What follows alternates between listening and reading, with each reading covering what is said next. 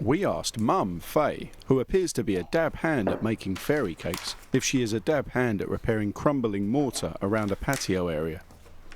No, I can't do that.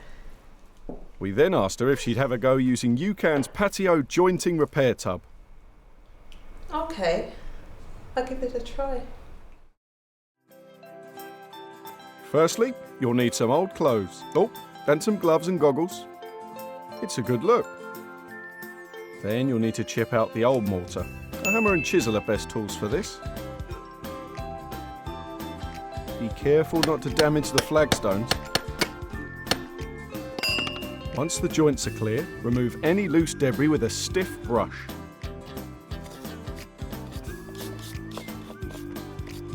When the prepping's done, pop open the tub and take out the UCAN sachets.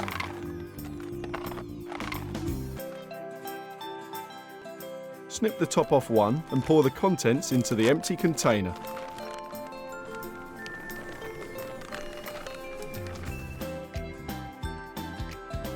Gradually mix in the water. A little more.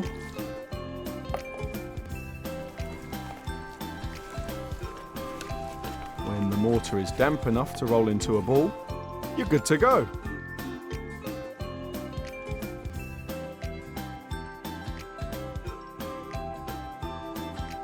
Press the mortar into the joint with a builder's trowel,